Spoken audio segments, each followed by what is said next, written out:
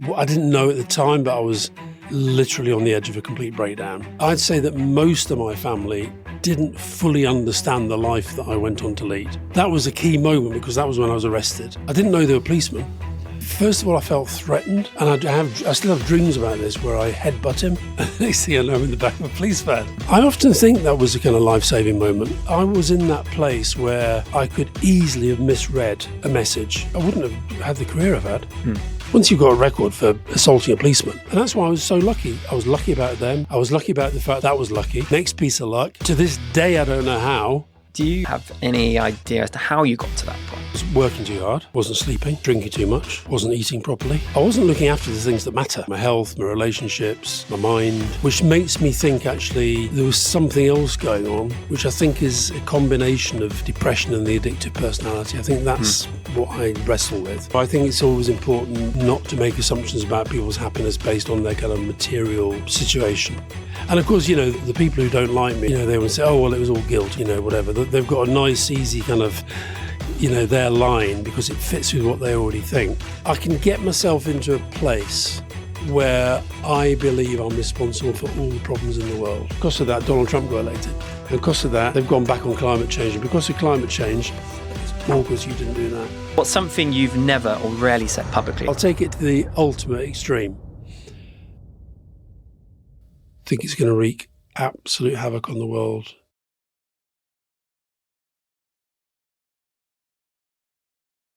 It's my belief that too many societal problems persist because we keep relying on the same ways of thinking. Question the Default exists to challenge the norms that shape our society, dismantling the status quo and exploring better alternatives for how we live and manage our health and well-being. Question the Default is for those who are driven to create a better future. If this mission resonates with you, please consider subscribing, liking, or sharing. Every single small action helps us on our mission. Thank you. Alastair Campbell has been at the centre of politics, on the edge of burnout, and in the depths of depression. Alastair knows exactly what it's like to battle both public scrutiny and private struggle. In this episode, we explore why mental health still lags behind physical health, how hope can be a political act, and what keeps him fighting for change in a world that can feel relentlessly negative. This isn't about spin. It's about survival, activism, and rewriting the defaults that cost lives. I'm very grateful that we have someone like Alastair on in the early days of this podcast, someone that we really wanted on from day one when we started ideating about this. And I hope you enjoyed this episode. Thank you.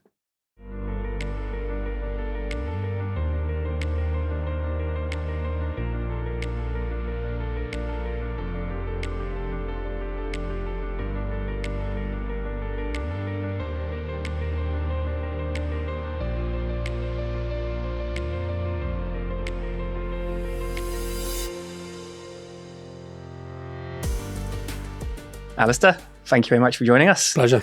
Question the Default, something that I think from my research of you and what I know you've kind of lived by in the kind of political arm of your work, but also in your kind of honesty around your own mental health and that of your kind of family and friends and those very close to you. So I'm honoured, privileged for you to be on this early in the Question the Default journey, and just a huge, huge thank you.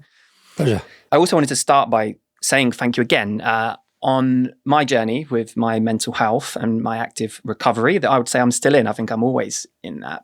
One of the very earliest moments that I can recall after witnessing a Project 84 campaign, which was to raise awareness of male suicide, was reading some of your work.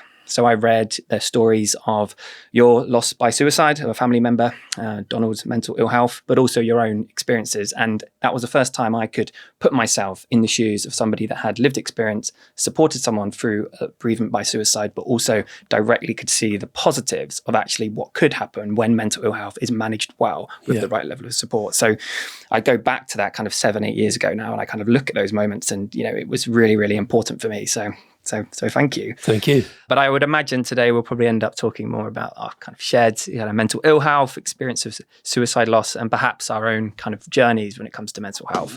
And I think just to kind of get going, I wanted to ask, what was the first kind of, I guess, unspoken rule you remember learning around your mental health and what it means to be a man?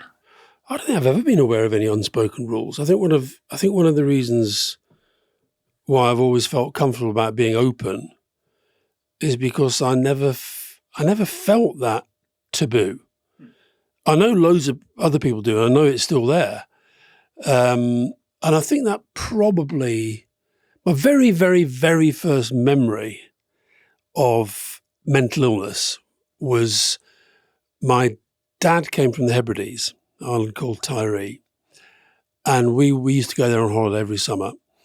And my uncle, my dad's brother, had this croft. And then my dad's sister, she had the next croft about 200 yards up the road.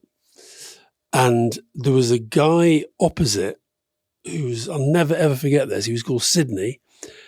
And I was probably about 7 or 8. And he was being sectioned. And he was, it was a big deal. It was quite a small island. Everybody knew what was going on, but the police were there and the health service was there. And this guy was being sectioned.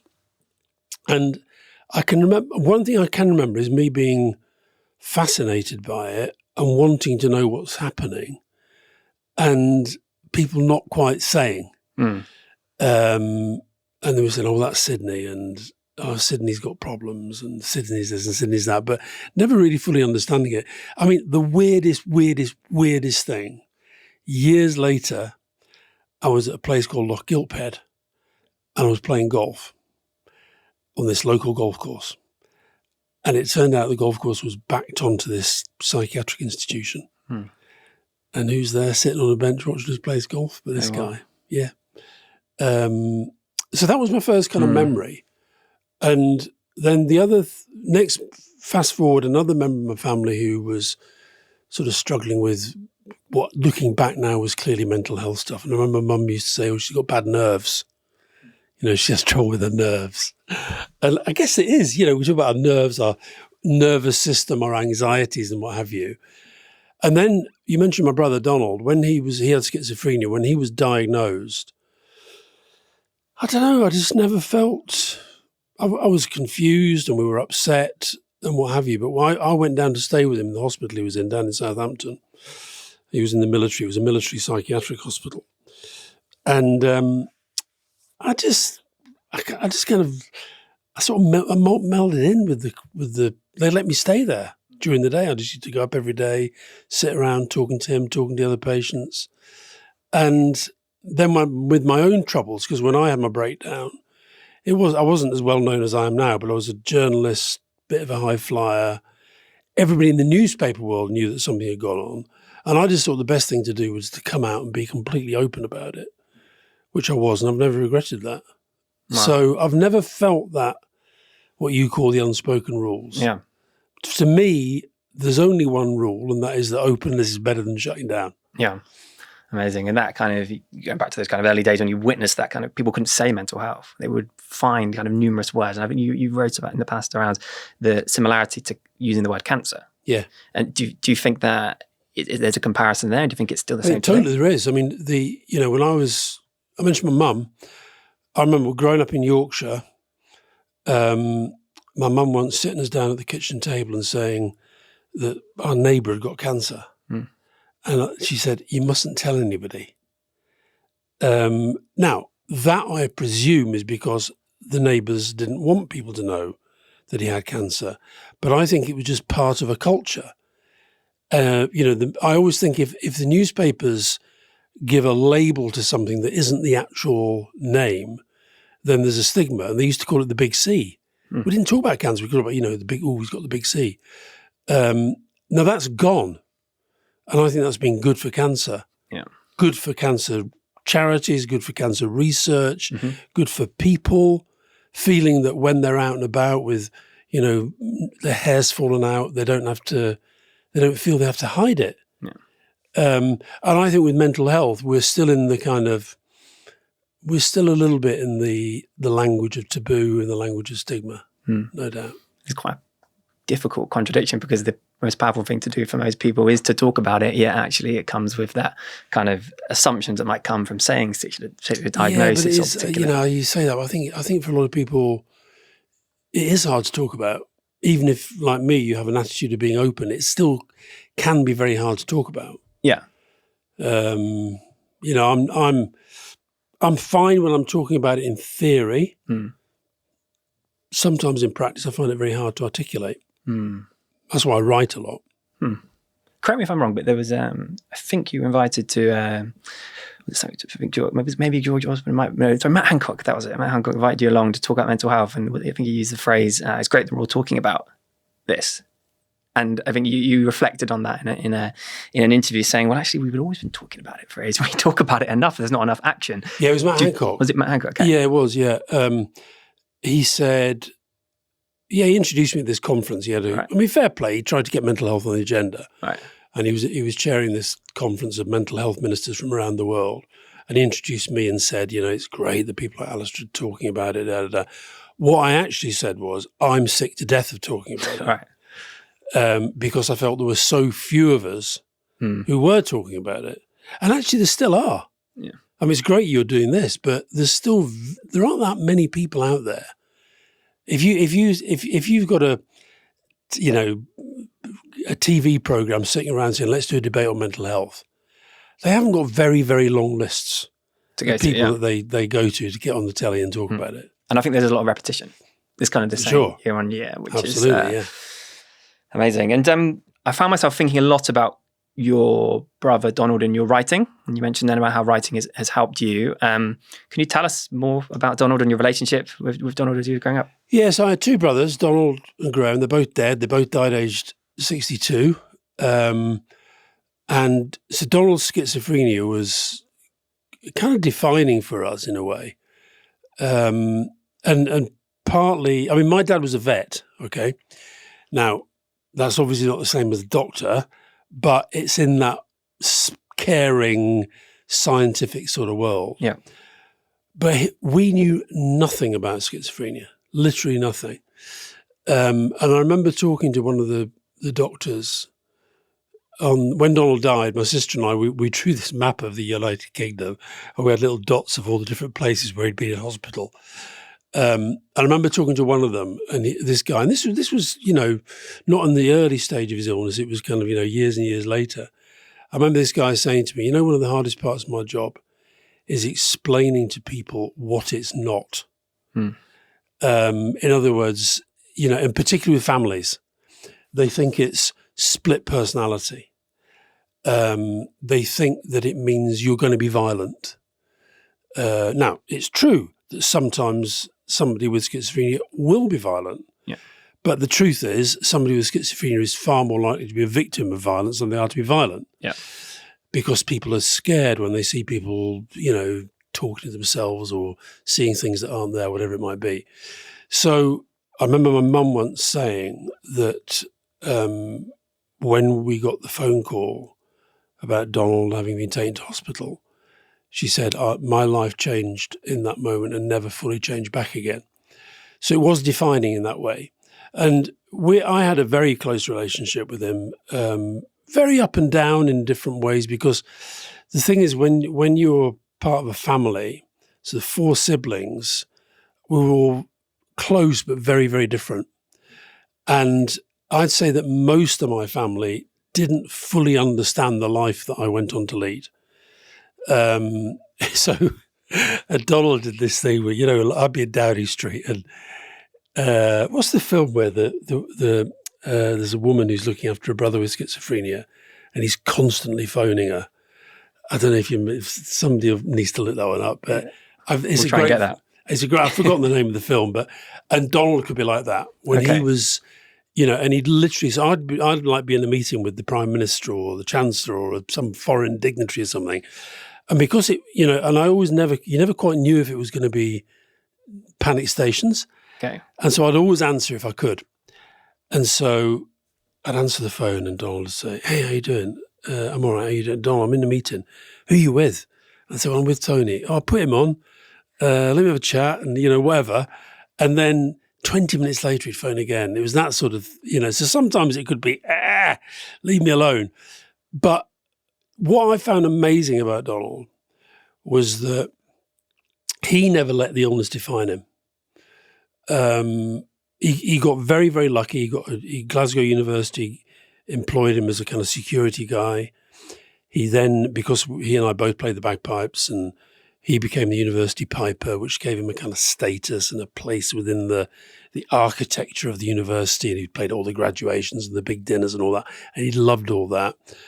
And the thing I said, I really did a warm tribute to the university when I did the eulogy at Donald's funeral. And I said that, they never defined him as a schizophrenic. They saw him as an employee who they liked and valued, and he had schizophrenia. And that meant that sometimes they had to deal with him differently than they dealt with other people. And his colleagues were great. But I think that was about his personality. Mm. He was somehow able, he had, his funeral was packed. People really liked him. But there's no doubt in my mind it reduced the quality of his life in all sorts of different ways. And I think it shortened his life, because I remember once reading a piece of research that schizophrenia, the antipsychotic drugs, which haven't really changed that much down the years, if you're on them for a lifetime, your average lifespan is roughly 20 years shorter. Well, my dad was 82 when he died, and Donald was 62. So, that's kind of bang on the money for the 20 years. But yeah, he was a great brother. Incredible. We were very close. He was funny.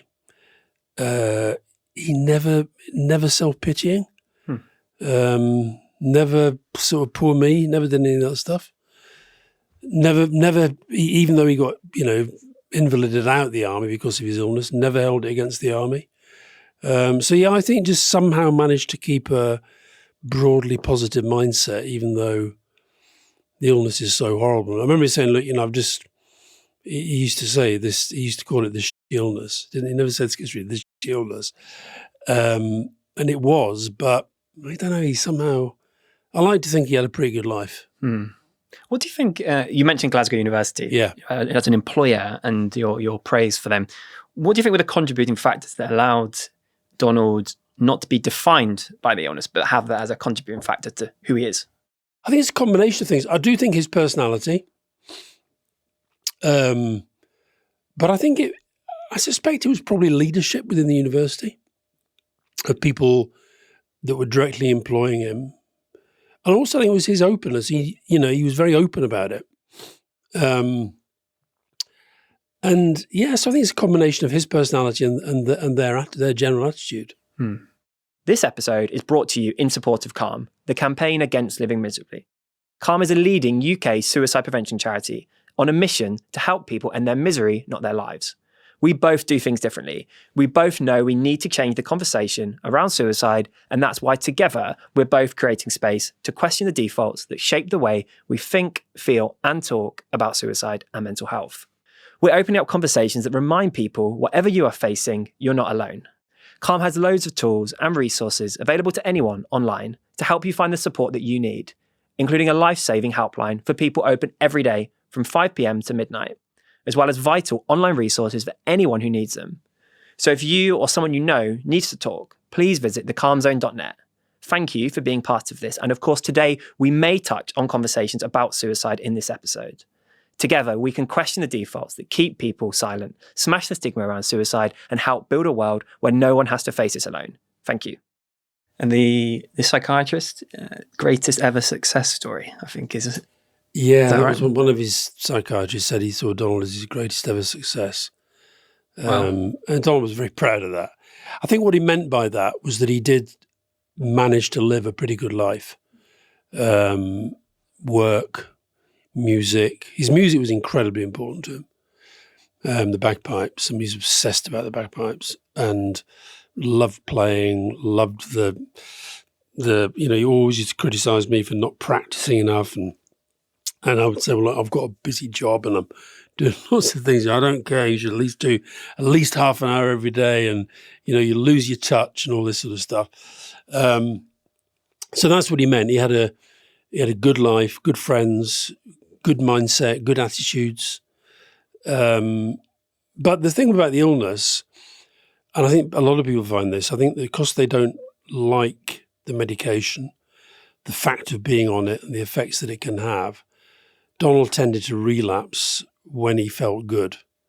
Okay. And he started to think, I don't need this, I can do without this. He'd come off the medication and then it'd be sort of, haywire and away we go again. Yeah, it's so tough. And I think mental health illnesses, and of course there are differences between schizophrenia, bipolar and other psychotic illnesses, but I do think there's a huge gap in society around people's awareness of what this is, how it impacts people's lives and how it can be managed.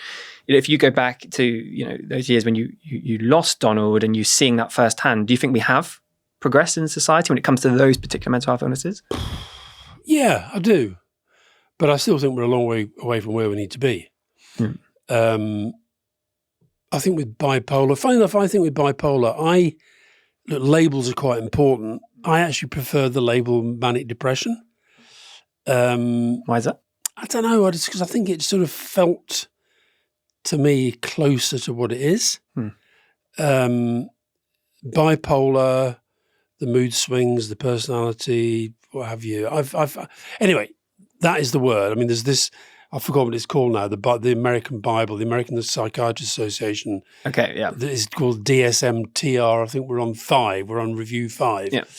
And that is the accepted sort of, so their labels are kind of accepted by the psychiatric community.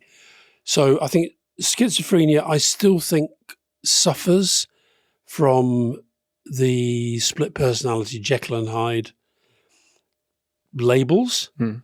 I still think it gets used, unfortunately, in situations where it shouldn't get used.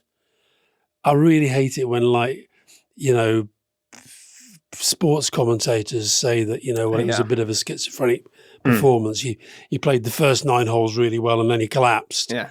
It's just sort of, and likewise, I think the language around depression, when people say, "Oh, I'm so depressed that Newcastle lost again," or whatever, or "I'm so depressed that Newcastle have stolen our goalkeeper again," and I don't think that one's as bad, but I still think we should be a little bit more careful about how we use the language for sure. around mental illness, because I think it helps the understanding. But I think there's more of an understanding, and I think that even though you will still get people who say, "Oh, mental health, it's all a bit of a fad and it's all about," I think they're becoming fewer and fewer in number. I think that's because most people now, it'd be very, very hard to imagine most families now know somebody who's got what has been identified as a mental illness, and they've had to adapt to it, live with the consequences of it. Yeah, it's very, very fascinating. And I think we don't hear enough stories around living with schizophrenia, in my opinion, or bipolar. I think you refer back to perhaps Stephen Fry as a story that people often will refer to. But I think, Stephen Fry has also talked about some of those moments where, when he's been in that kind of manic state, what he does. And I think that's so helpful for people to understand that actually this is somebody that could be incredibly creative, incredibly on point to the camera, whatever he's doing in his professional life, but he has this part that actually a lot of people would not see. And I think we need to do more in society to show the realities of that, and also the impacts of family and friends who are caring for the loved ones. Yeah, that's partly why I've done all the stuff I've done about writing and broadcasting and stuff. I think it is important people see the stories. And when you were mentioning Stephen Fry there and when his man, I remember I'd interviewed, I can't remember what the name of the program was now, but I talked to people who'd had different mental health conditions. I remember talking to this young woman who was bipolar, and I mean, she just was such a good talker. And she was describing how, I shouldn't laugh because it really isn't funny, but just the way she told this story about how she was going through this really manic phase. And she was looking out her bedroom window and she thought, "Oh, that's a nice car. I'm going to get one of them." And so she buys a car, right? And then another car comes up. "That's an even nicer car. I'm definitely going to get one of those." And by the end of the day, she's like buying 4 cars. And the way she was telling the story was like, it was comic. Yeah. But then, of course, once she's come down to earth, she's ended up. The reality of that is the reality of massive debt and can't afford it, can't pay for it, and what have you. Now, we were talking about things that you can do, say, within the banking system, so that if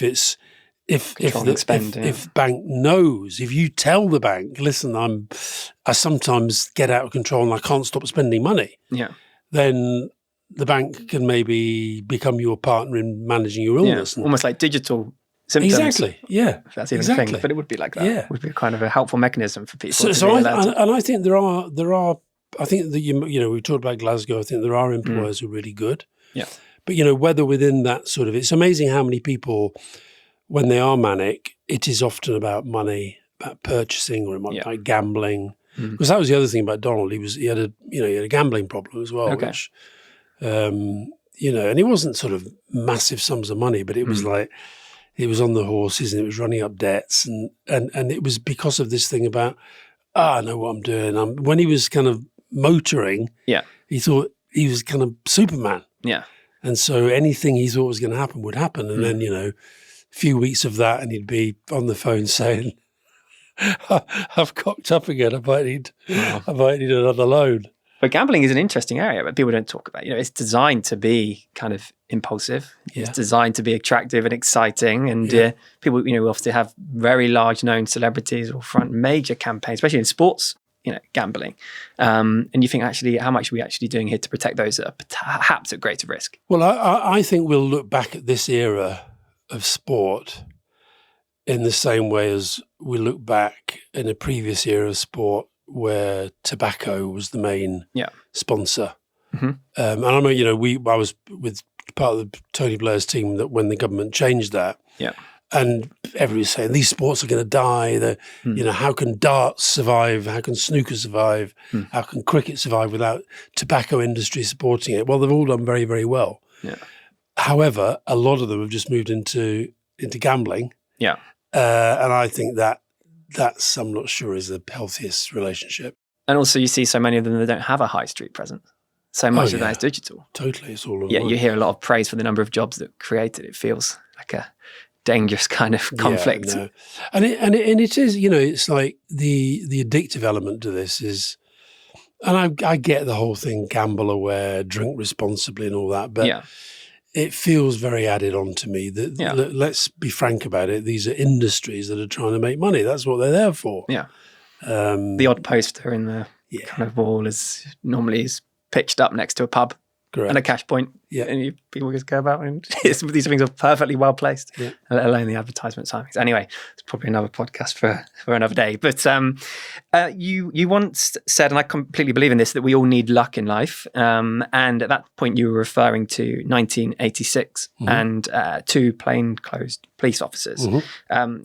Would you be able to take us back to that moment? Yeah, absolutely. So 1986... I was news editor of a new newspaper, and I was writing a profile about Neil Kinnock, then leader of the Labour Party, flew with him to Scotland. I was very, very wired. I didn't know at the time, but I was literally on the edge of a complete breakdown. And the breakdown, in a sense, that was a key moment because that was when I was arrested. I'd been behaving very strangely all day. I could feel my mind disconnecting, and I actually thought it was schizophrenia because I was hearing voices, and I couldn't work out whether the things that I was seeing were real or they were imagined or a bit of both. And I ended up in this council building in Fife, in Scotland, and I emptied my pockets. I had this shoulder bag. I emptied it on the floor. I had no idea what I was doing. I don't know why I was doing it, whether I was going to set it on fire. I had no idea. I don't know what was going on through my head. And I noticed these two guys looking at me, and I was very paranoid at the time. Everybody walked by, I thought they were talking to me or about me, and everything I was hearing was kind of really intense. And these two guys, I'm quite tall. One of them was taller than me. One of them was about my height. I didn't know they were policemen. And the first one just said to me, are you okay? And it was just an amazing, first of all, I felt threatened. And I still have dreams about this where I headbutt him. And so I sort of kept myself calm somehow. And eventually I said, no, I'm not. And then the other guy said, do you want to come with us? And I said, yeah, I think I should do that. And the next thing I know, I'm in the back of a police van.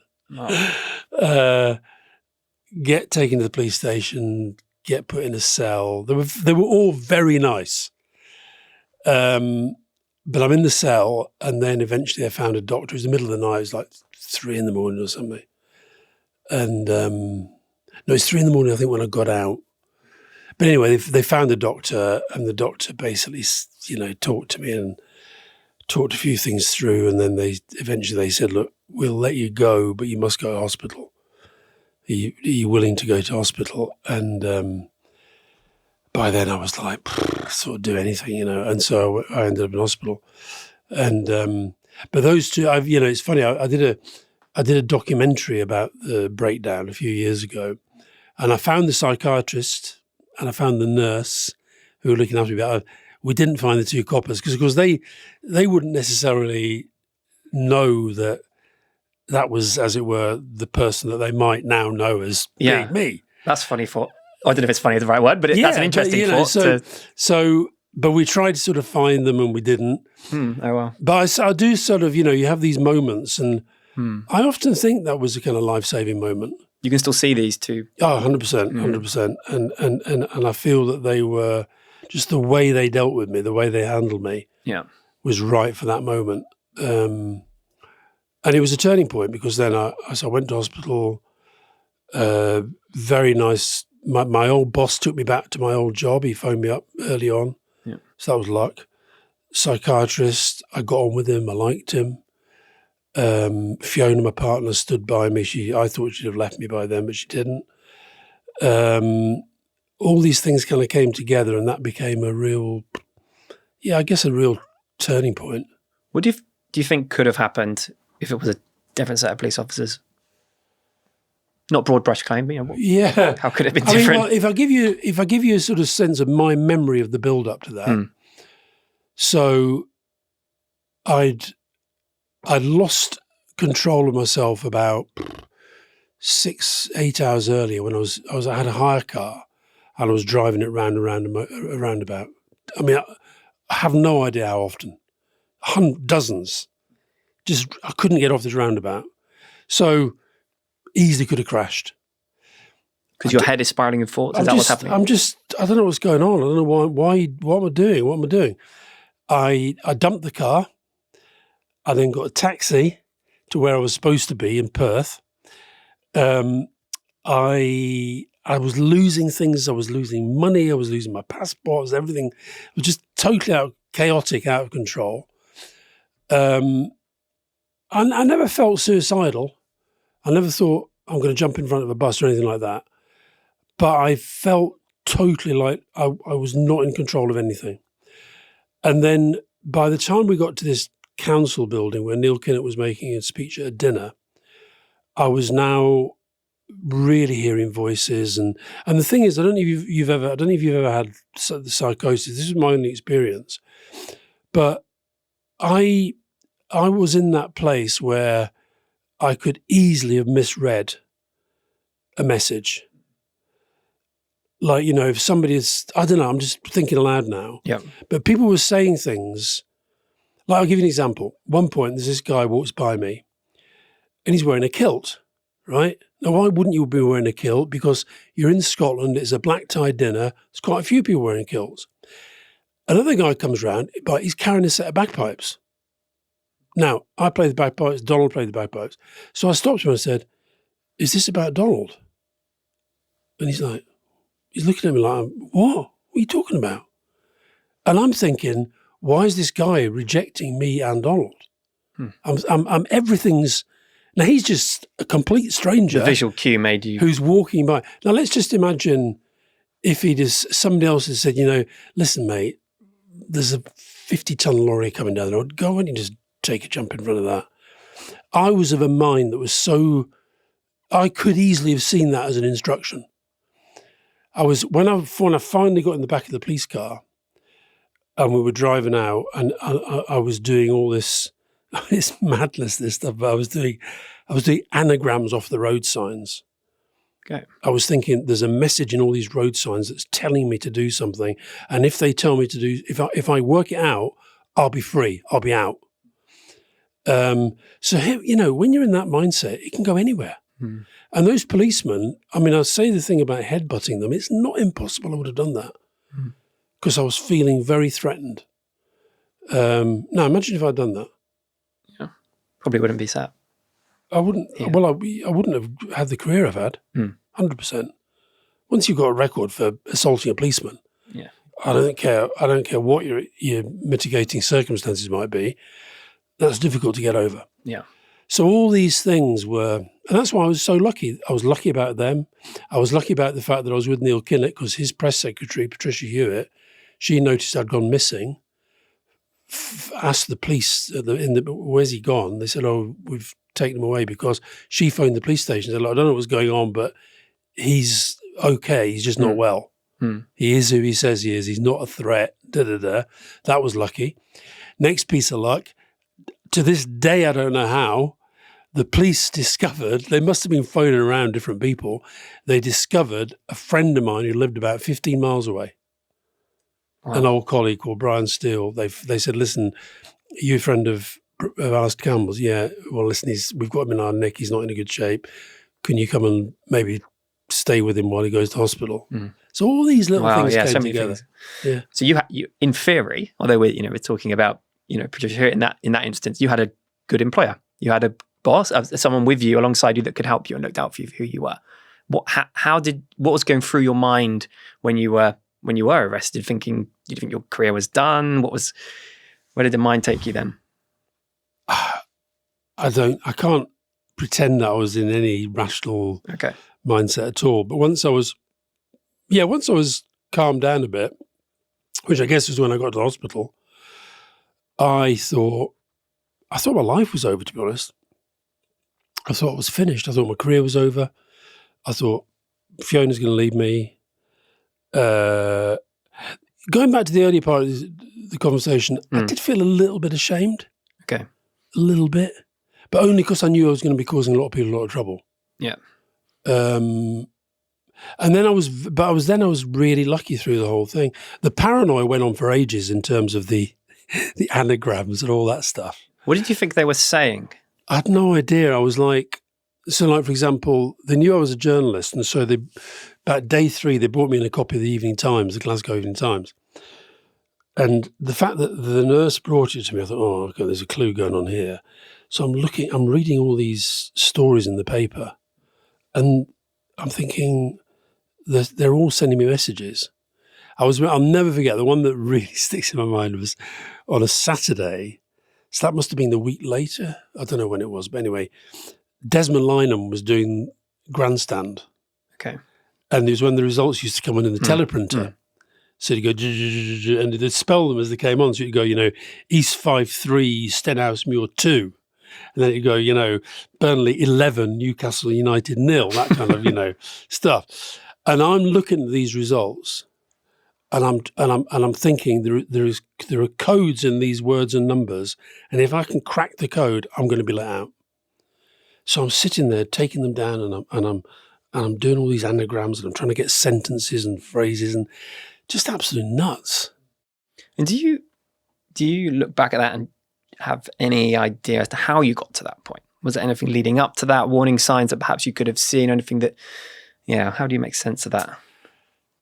Yeah, and there definitely were. I was working too hard. Okay. Wasn't sleeping. Drinking too much. Wasn't eating properly. I wasn't looking after the things that matter, to be absolutely frank. My health, my relationships, my mind. The trouble was I was very high functioning. So Fiona, my partner, she phoned my boss at one point and said, look, I'm really worried about Alastair. I actually think he's having a nervous breakdown. And they said, no, we just see somebody's got this massive energy who's bringing so much to the kind of project, and, they couldn't see it. Looking back, I can see it. I think then what happened was I assumed that drink was the problem, and I stopped drinking. For 13 and a half years, I didn't touch it. And then I fell off the wagon, and unlike a lot of people who fall off the wagon, then it's whooshed straight back into heavy drinking. I didn't, which makes me think actually there was something else going on, which I think is a combination of depression and the addictive personality. I think that's what I wrestle with. And I think that's, over time, what I realised drink was probably what I was using to cover up the depression. But I think, I think you can, I don't think you ever fully know why stuff like that happens. I'm just glad it only ever happened once. I mean, when I say that, I've only had the total breakdown once. I've had loads of, close shaves, and I've had a lot of depression, but I've never been in that state since. And was that 13 years after that incident? Yeah. So you not turned to alcohol, but you had your next drink when you were in the world of politics. Yep. From my calculations. Yeah. And how did the coping mechanisms that you had kind of brought into your life, alcohol kind of abstinence, how did that help you going into politics? And what was then your kind of big reflections when it comes to your own mental health during those I assume, very kind of demanding years? I mean, I found the period of immediate recovery quite hard because I couldn't see a way out of the mess that I was in. And that's why my old boss giving me my old job back was such a big thing. Yeah. Fiona staying with us was a big thing. I think realising who my friends were was important. And then the openness that I took to the job. So that sort of helped me get back into it. And then when I got into the political arena, so that was 1986, and then I started working full-time politics in 1994. So I've had 8 years of journalism, mostly political journalism. And I think by then I'd become a lot more mature, probably, a lot stronger psychologically. But I think looking back, and this is why it's sort of helpful that I kept a diary, and looking back at my diaries now, I realised that I was depressed a lot of the time. And I think what I was doing by then was, rather than turning to alcohol, I was turning to work. Okay. Now, I can argue that was productive and that helped Tony Blair win 3 elections. And I think we were a very good government. We did a lot of good things. And I know that I made a contribution to that. And I'm not sure I could have done it unless I did it in the way that I did it, which was full on, 24/7, always thinking about it. But there are consequences to that as well. The pressure you bring on yourself, the pressure you put on your family.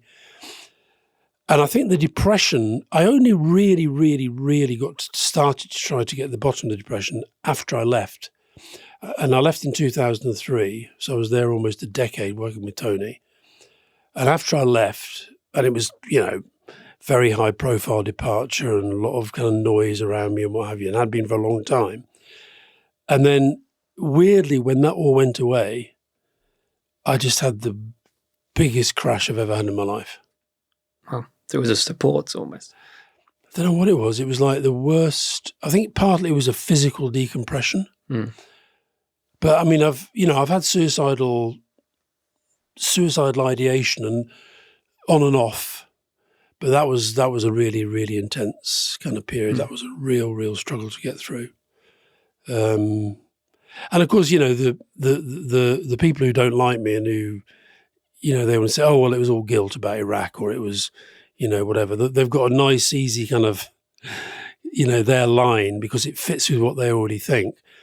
I think it was a combination of things, but I think at heart, it was the sense of a loss of purpose.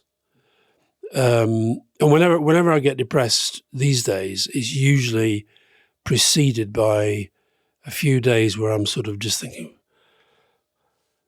what am I doing? What are you actually doing with your life? That sort of comes on me. And most of the time I'm fine, but I'm sort of halfway through one of those periods now, and it's like a sort of, I don't know, I can never explain. I know it'll go away because I've been through it so many times before, but that's when I get the suicidal ideation of like, it's lack of, you find yourself saying, what's the point? And when you're saying that all the time, and most of the time I kind of feel purpose. I feel energy and mission, and there's things I want to do. And whenever, for whatever reason, whenever that tips off, that's when I start to dive. Could you talk about the almost like rating that you have for your mental health and mood? Would you say that's also almost like a period of time thing as well?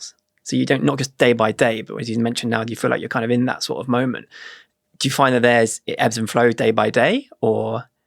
Yeah, it probably does ebb and flow day by day. But what I do is most days when I wake up, I just check in with my own head. And I say, where are you today? 1 to 10. 1 is delirium and 10 is suicide. Okay, so that's the scale. And, 3 and 4 is where I want to be most of the time. 2's a bit dangerous. 3 and 4's full on, energy. Yeah. Kids are doing okay. Fiona and I are getting on. I love my dog. Bernie are doing okay. I've got things to do that I want to do. And I'm feeling good about stuff. That's where I want to be. Once I'm the wrong side of 5 or 6, so this morning was 7. And that's when the just really simple things become a challenge. And it's funny, I never used to be open about it. I always used to close up. Now I'm more open. But the thing is that Fiona always knows anyway. And in front of this, Grace, my daughter, this morning, she came into the kitchen and she said, first thing she said was, what's wrong? Really? Yeah. So she picked up on it straight away.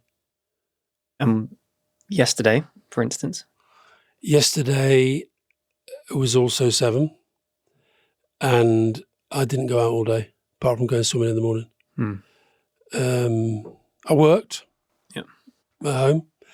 I watched the cricket, sort of probably didn't self-indulgently and a bit, no, not indifferently, but I was kind of, I like when I can work anywhere. So I was writing stuff and I was researching something, cricket on in the background. Oh, we did go out. We went to see we went out in the evening to see the Brad Pitt film. Yeah. Nice. Formula 1. Nice. Not for me. But then again, I'm thinking, was that because of my mood? But no, I don't think it was. Do you know what I really hated about it? All the product placement. How was it? And the branding, yeah. It did my head in. And what will you do now knowing that there's 2 days out of 7? What could do? I know it's going to last another couple of days. Today, so like, funny enough, Grace said to me this morning, she said, what have you got to do today? I said, well, I've got this and I've got this and I've got this and this. And she said, well, do you feel like doing them? I said, well, and funny enough, I think it helped that you were the first. Because I do find talking about it helps, particularly since my psychiatrist died. Really? Yeah. But this recently? A couple of years ago now. Okay. And do you have that constant kind of professional conversation with anyone else, or is that something you no that might be a problem, I don't know. But I find it's hard. I think it's really hard we had such I spoke at his funeral as well, we had such a good relationship, and he was like somebody I could just, when I first started to see him after that major crash in 2005, at the start I was seeing him really intensely. Towards the end I was seeing him very intermittently when I really felt a bit on edge. And then when he died, and it was absolutely tragic, he retired, carried on working for a bit, and then when he finally retired, he and his wife went on holiday. They got this holiday home up in Yorkshire, and he carried a bag to the top of the stairs and fell backwards and broke his back, and then was in hospital and just staying in a home, and it was like, and I find it. I've tried a couple of replacements. It just doesn't not the same. But that's probably about me, to be honest. There's one guy actually said, like, we did a couple of sessions at the end. He said, "I'm really sorry about this. I can't do this." I said, "What is it?" I'm finding the weight of being Alastair Campbell, a psychiatrist, too hard. There you go. That was the last time you saw them. Yeah, I said, well, fair enough, you're honest. Yeah. Now, so given what you now know about your own mental health, your own mood, you've been in politics. Would you ever return to a pressured role like that ever again? Given the freedom you now have, like you said, you have cricket on in the background, you can wake up when you want to, you can do whatever you'd like to. Well, it's funny you say that, because David, the psychiatrist I'm talking about, David Sturgeon, and by the way, the book you mentioned that you'd read, I don't know if you noticed that the quote inside is me saying to him, "What's the point?" And he says, "The point of what?" And I say, "The point of life." And he says, "The point of life is to live it." And I do think of that a lot, because you can have we know this about, I know this about my brothers and about my parents. You can have a relationship with people who are dead. Yeah. You talk to them and you think about what they'd say, and I do that a lot with David. But I'd say that I think that every time I get through a tricky period, I forget it very quickly. Okay.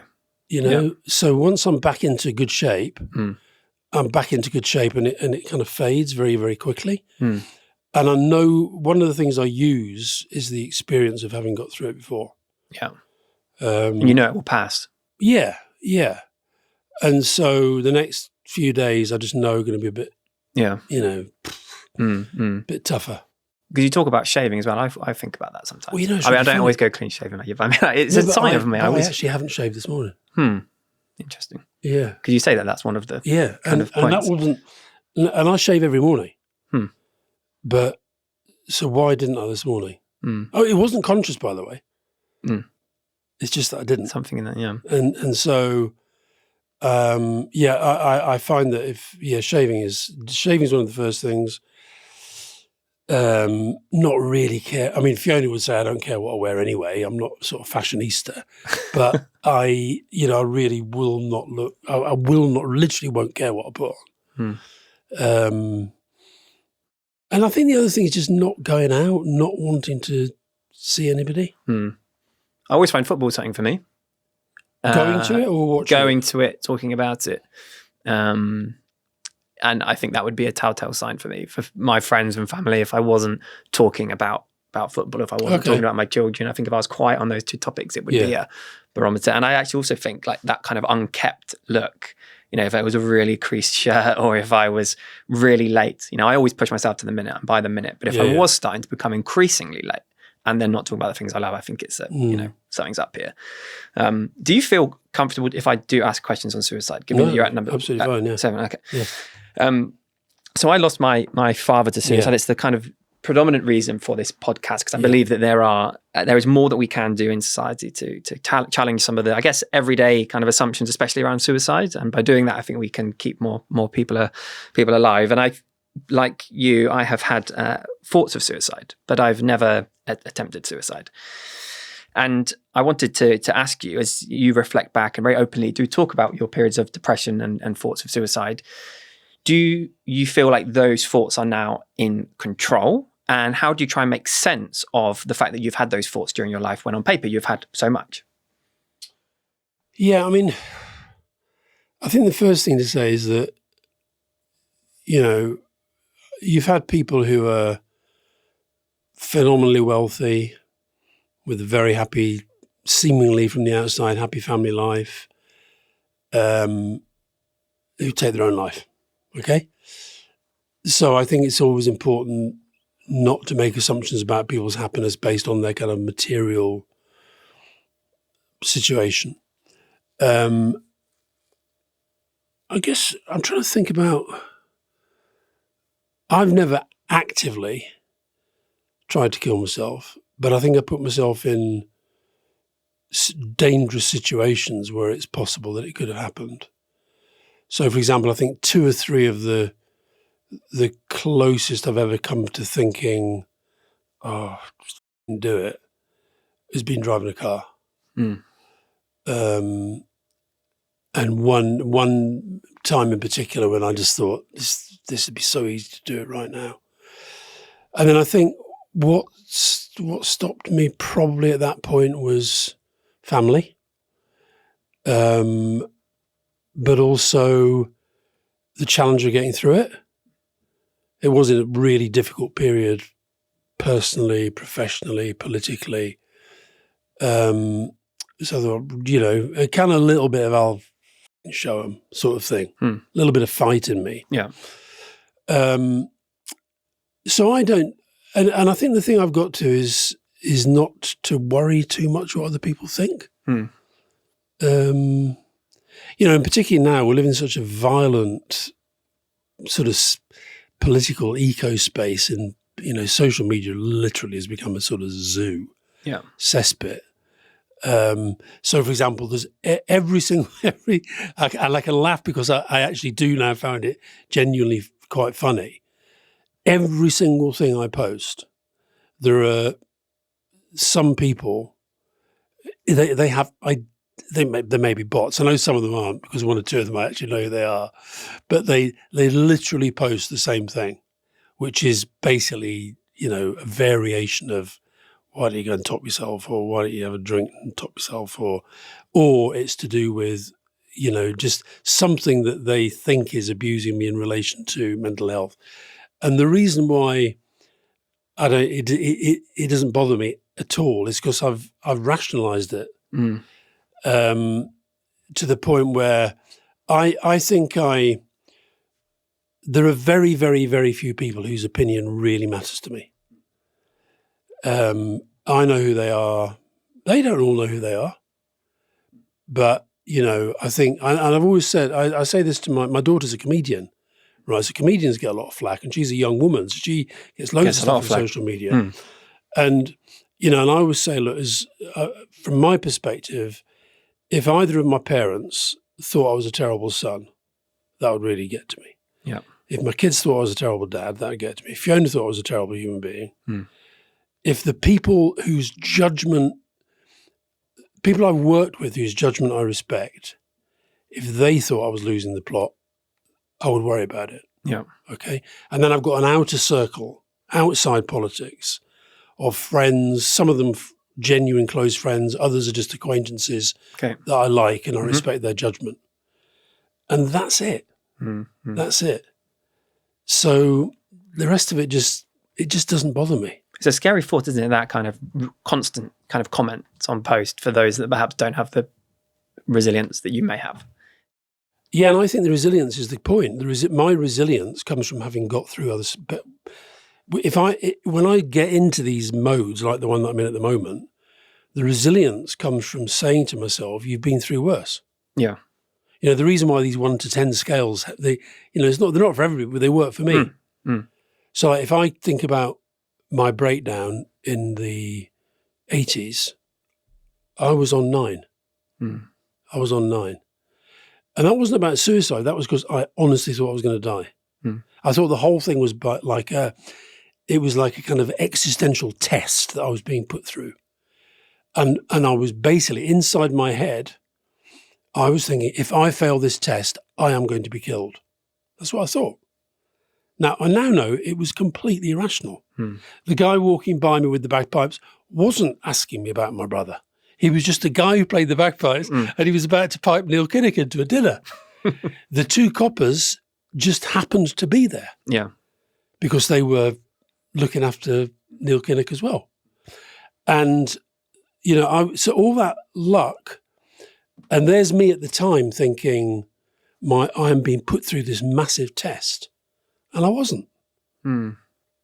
So now I think, okay, that was as bad as it got in terms of, and that wasn't about suicide, that was about death. That was just straightforwardly, I think I'm going to be killed. And the reason why I was working out all this anagram stuff is I thought I was in there for a reason, don't know what the reason was, but only I could work out how to get out of it. And because I was being tested. Now, it was completely and totally irrational. But that's what happens when you're in the middle of a psychosis. Well, thank you for sharing that and for everything so far. And you lost a very close family member, a cousin, to suicide. As a family, how did that impact you? And do you think we, as a society, through our workplaces, through our governments, through where we spend our time, including in football stadiums, are we doing enough to prevent suicide? I mean, no is the short answer. And I think that I worry that we've gone forward on attitudes to some extent, but I worry we're going backwards in terms of mental health prioritization within the debate. Mm-hmm. I think there's a danger that people think that the talking about it is all that we have to do. I would argue that, I know that the suicide charities will say every suicide is avoidable. And I certainly think that in most cases, there will be situations where you think, if only this, if only that, if only we'd thought of this, if only we'd done that, if only they'd had this support at that time. And I think the other thing, like, you lost your dad. And one of the reasons I write about my cousin, Lackey, so he came from the island where my dad came from. My dad's brother, my uncle Hector, he stayed on the island. And his kids grew up on the island. So Lackey and I, very similar age. We spent all our summer holidays there. He was very similar to me in lots of different ways. Physically, we were quite similar. Anyway, he had 3 young kids when he took his own life. And I've actually stayed close to them, particularly his sons, one of whom plays the bagpipes. In fact, they both play the bagpipes. One of them plays them almost as obsessively as Donald does. And I think, remember when I wrote the book that you've read about my own depression, and I wrote a chapter about Lackey, and the kids were the ones I wanted them to be happy with the way that I'd written about it, because I wanted them, and I guess maybe this is something for you as well. I think it's inevitable if you're the close relative of somebody who's taken their own life, that you question yourself. So why? So if you're the kid, if you're the partner, the husband or the wife, you think, well, what was I doing wrong that you felt life wasn't worth living? If you're the kid, you think, well, hold on a minute. Kids are meant to be about giving purpose and meaning and happiness to an adult's life. What was wrong with me? And I wanted them to understand that, given that I think he did have many of the same sort of characteristics and mindset traits that I had, I wanted them to understand from my own periods of suicidal ideation that they would have been absolutely foremost. And what I find is that whenever I've been sort of lying awake at night thinking, what's the point? Do I really need to be here? And wouldn't the world be better without me? And all that stuff that you get, you definitely find yourself almost trying to persuade yourself that your family's life would be better if you weren't here. And look, I don't know, because I don't know what was going through his mind when he took his own life. But I'd be very surprised if that wasn't a part of it. He was just thinking, I'm a burden. I'm causing them a lot of grief. I'm not making them happy. It's my fault. I'm better away from them and they'll be happy without me. Now, they're not. No. I'm sure you're not. No.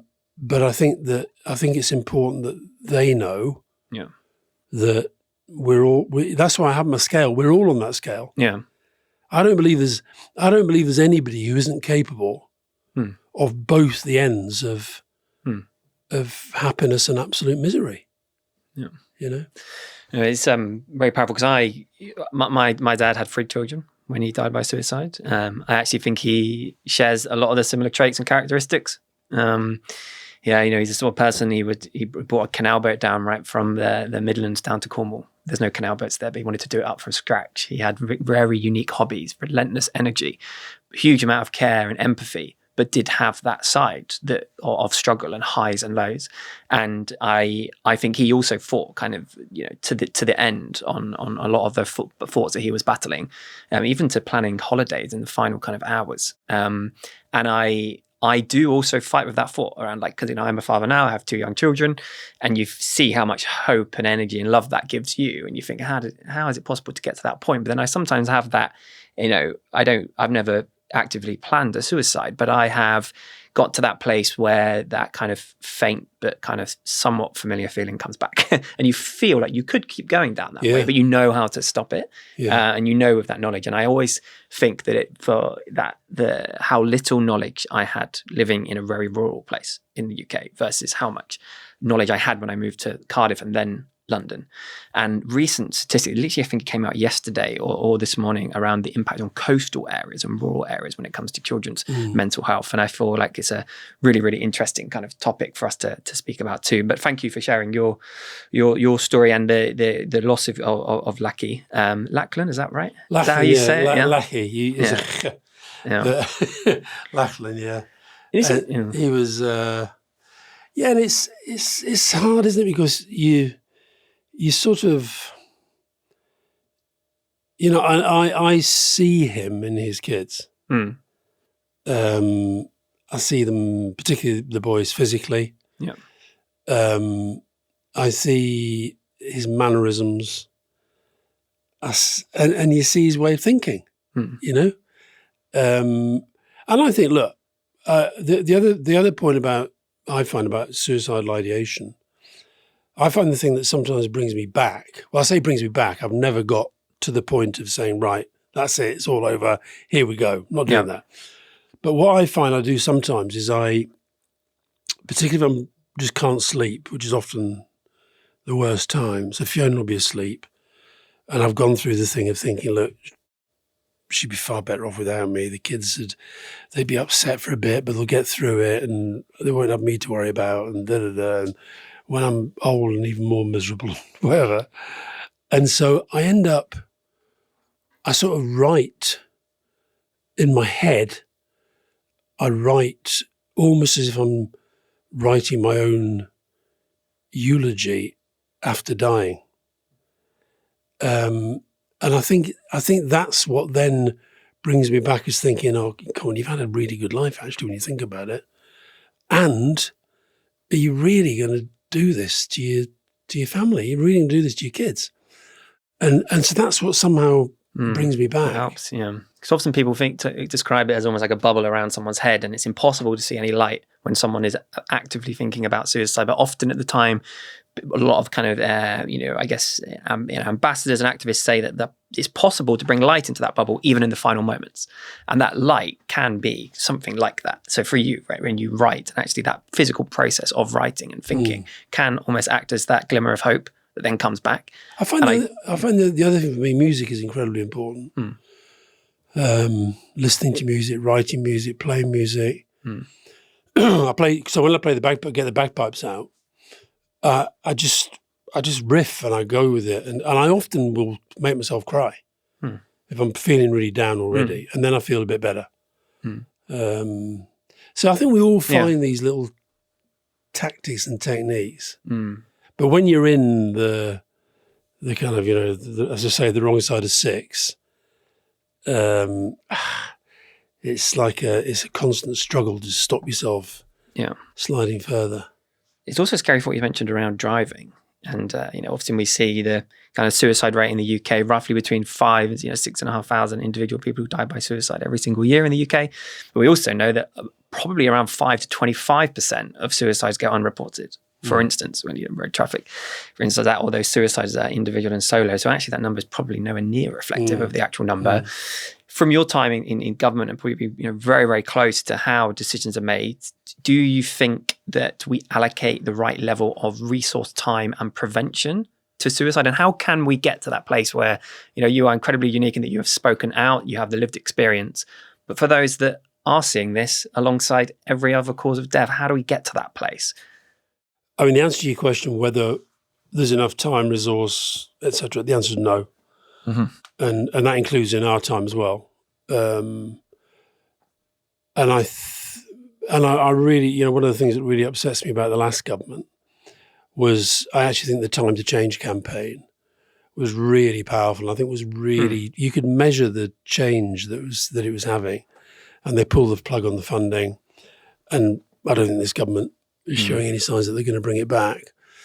So I guess that's a way of saying I think it is about attitude. Yeah. It is about public education. It is about us having an understanding through the lived experience of so many people who have been suicidal, but who've come back from it. Yeah. I mean, I've been involved for several years now, not far from here, the Maytree Trust, which is, I think it's the UK's only suicide sanctuary. And it's really been a struggle to keep it going. Oh. And it's just one house. And when, there was a period when I felt that the debate was driving in the right direction, there was actually this thought, why can't we have one of these in every town?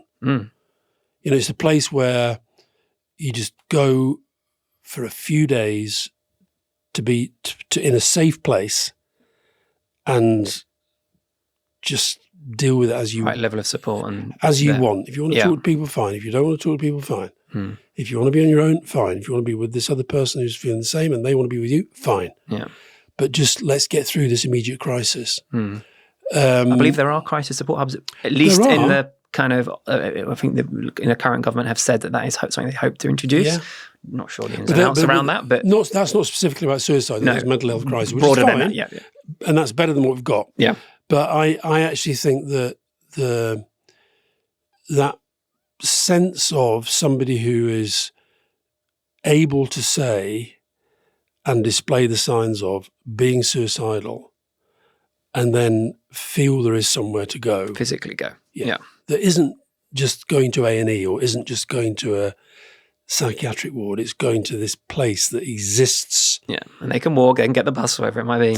Exists to stop them taking their own life. I think that could be absolutely, it would be life-saving. It's not even exactly. Kind of exaggeration. Well, they have saved lives. They've saved lots of lives. I think James's Place is another one that I've heard of. I think there's like 4 or 5 different cities that they have set up. And you imagine if that happened in, parts of Scotland and, the Southwest and where, that could well and truly kind of save lives. Because also there's the access to, the GP. It might have a very small window opportunity to speak to them if you are then able to get an appointment in that time, or maybe you have to pay for private forms of support. And the amount of time it takes to build up, like you said earlier, respect and trust and with that individual person you're sharing to. I'll tell you somebody you should think of getting on. Do you know a guy called Mike McCarthy who... Yeah, he does some great work, yeah. Yeah, and his son took his own life, and then he did this thing with the baton of hope. Yeah. And in fact, it was a friend of mine, Thomas Light, who designed the baton. And anyway, Mike got me to go and talk to this amazing event in Sheffield, where one of the things that really touched me was these quilts, where it was a quilt and every square on the quilt was a design of the family of somebody who'd powerful taken their own life, and it was an absolutely beautiful thing. Wow. And so I think someone like Mike, who's in a way coming from it. So you're somebody whose father took his own life, and then this is somebody whose son took his own life. I think you and he could have a very, very powerful conversation. Oh, we definitely had to reach out. So we have some quick fire questions. You don't have to be quick fire if you don't want them to be. You can talk broader than them. But so what's one societal default you'd erase or rewrite if you could? 100% children educated in state schools. Wow. One liner why? Because I think we'd be a fairer, happier, healthier society if all children felt that they were part of the same education system. Do you think we could ever get there? Very unlikely, because I think the 7% continue to hold an awful lot of sway over the public debate. And who benefits or loses out from that default staying in place? I think we still have a very unequal society. And I think you take mental health. I mean, I know this from my own experience and from my, I've had issues with my kids, and it's very hard if you haven't got money. So I think the reason why I feel so strongly about the education landscape is that those at particularly the top end of the private education market, they have inbuilt networks that they use for the rest of their lives. And I just think it'd be better if we all had good networks. Some parity. Yeah, all could came from those networks. Yeah. Okay. Don't feel free to not answer this if you don't want to. What's something you've never or rarely said publicly on this topic, but feel ready to now? I don't think there's anything. Sorry if that's disappointing, but No. I think I've been... You're an open book, I'd say. I think I am a bit of an open book on this stuff. I've sort of said this, but I'll take it to the ultimate extreme. I can get myself into a place where I believe I'm responsible for all the problems in the world, which sounds like megalomania, but it's actually what happens to me when my mind spirals into a depressive loop. And so I think if I'd have done this instead of this wouldn't have happened. So like here's one. Right? Here's the loop. 2003, I left government. Okay. I went back for the 2005 campaign, but we didn't win as well as we could have done. 2010, I went back, but I didn't go back full time. Now, I know that is not, so don't get me wrong, I'm not a narcissist, I'm not a megalomania. I know there were other things going on. But then I think, and I fast forward, and then I'm then having a nice life. I'm making a bit of money. I'm picking and choosing when I watch the cricket. I'm picking and choosing when I work, when I don't work, total freedom. But as a result of that, when it came to the Brexit referendum, which only happened because David Cameron became Prime Minister, and he only became Prime Minister because I didn't work hard enough. And so we lost the Brexit referendum, and it was too late by then. And then because of that, Donald Trump got elected. And because of that, they've gone back on climate change. And because of climate change, we're now going to see hundreds of millions. And I'm lying there thinking, fuck, it's all because you didn't do that. That's mad, isn't it? No, I can follow the chain of blame thought. you. No, Blame- I you're don't blame you. blaming But I me. can follow the very rational chain of thought. How one moment of but Or even, here's another one then. This is okay. You can see that one. What about this one? Let's say at the end of next season, our last game of the season is against Wolves. Okay. Let's say I don't go, and we lose. we'll stay up on goal difference. We go down. They stay up. Okay. That could happen. That game.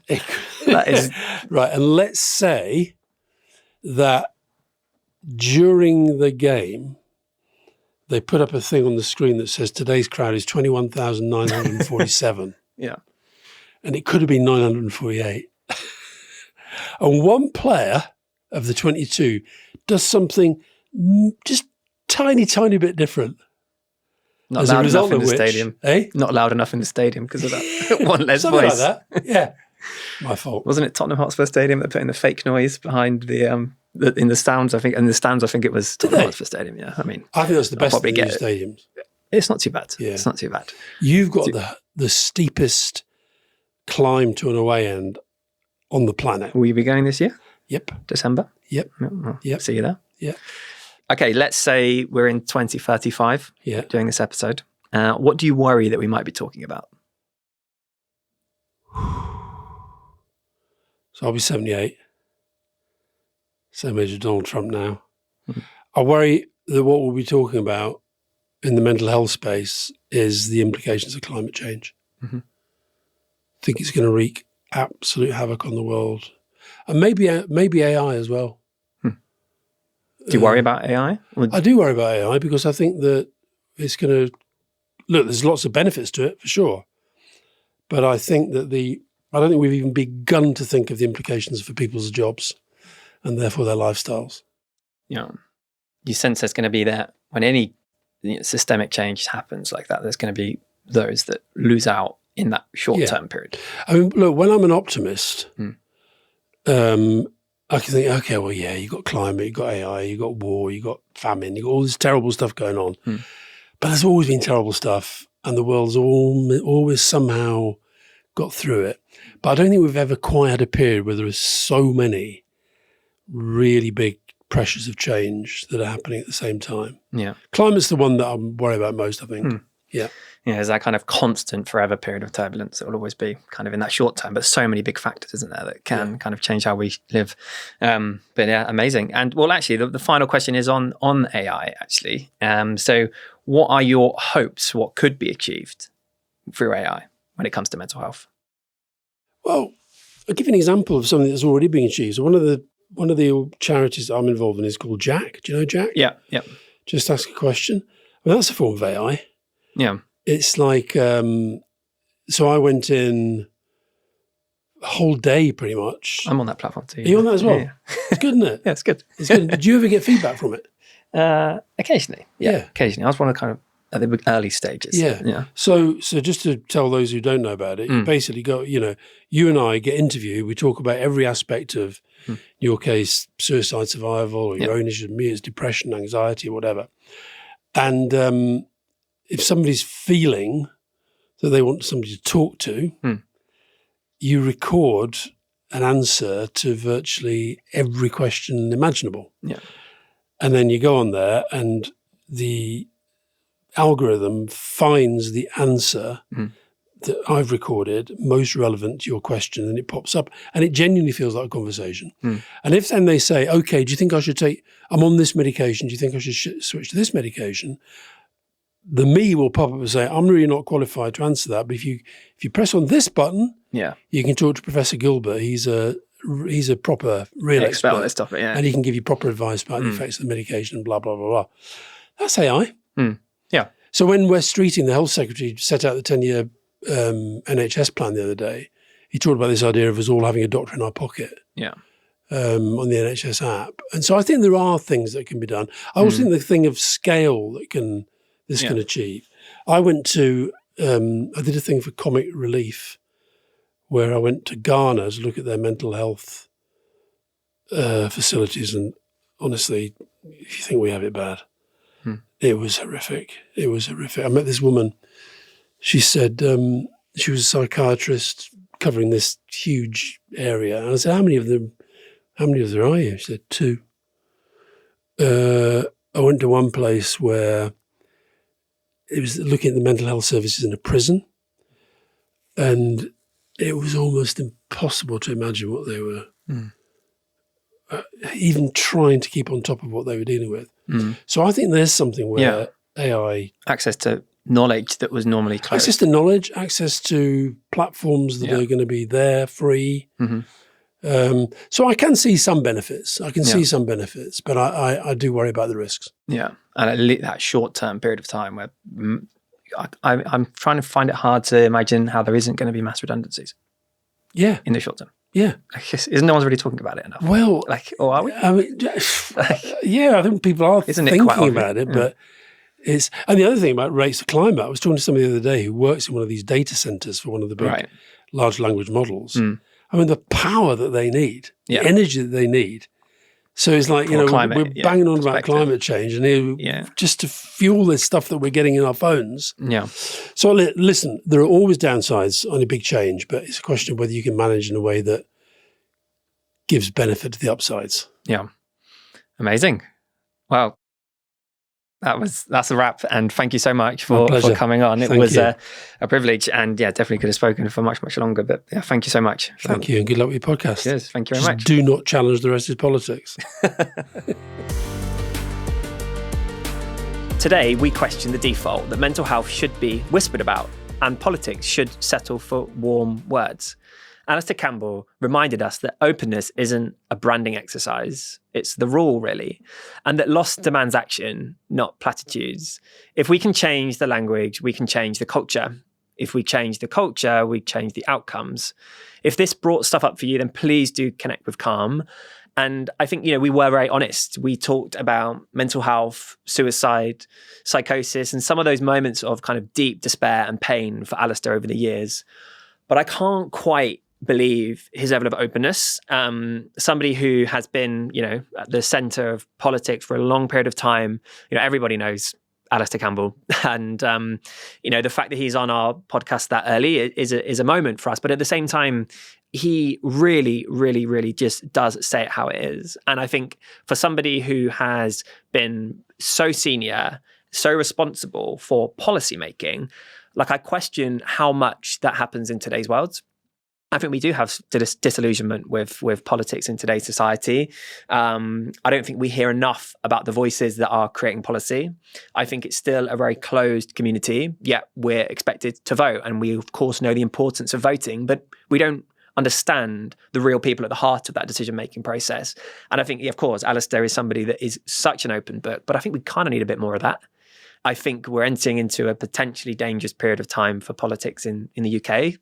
I think there is a whole host of scaremongering that is happening, but at the same time, we need to hear the realities of what happens going into that policymaking process.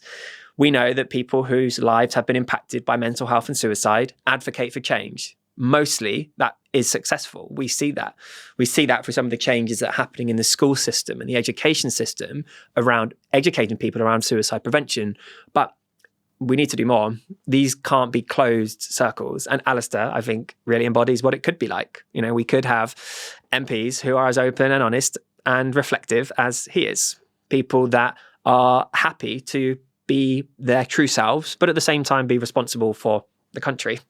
I think that's kind of needed, because if you're voting on people, you're voting on the direction of your family, yourself, and your future. And if you can't connect and relate to people on a level that is important to you, then I think we're always going to be limited. So, you know, I found myself thinking about what it could be like today in politics at a time when there is, you know, a huge amount of confusion and, you know, turbulence in our society.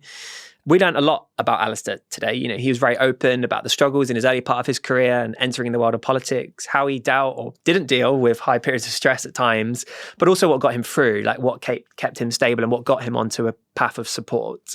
He was very honest, but also he was very honest about his personal life, the sad passing of his brother, Donald, but the role that Glasgow University played in helping Donald have a meaningful and successful and prosperous life, I thought was admirable, and kind of made me think, like, how much do we put pressure on our workplaces today to give just exactly what was described today?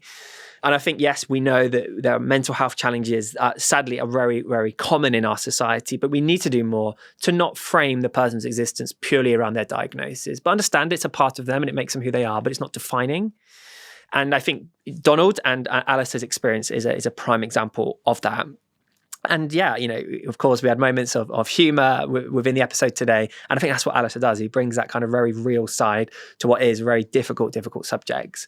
But I was, taken back by his honesty and his integrity throughout today's episode. And I hope that we can get Alastair on again in the future to actually test some of his assumptions around what will the world look like in 2035. And I think he poses some very informed points of doubt and concern about the future, but at the same time, he's very honest and he's leading a conversation about mental health and psychosis and suicide prevention, which I'll be forever grateful and indebted to that he was on today's episode. So a massive thank you for everyone who listened in, and hopefully more to come when it comes to political conversations on this episode. Thank you.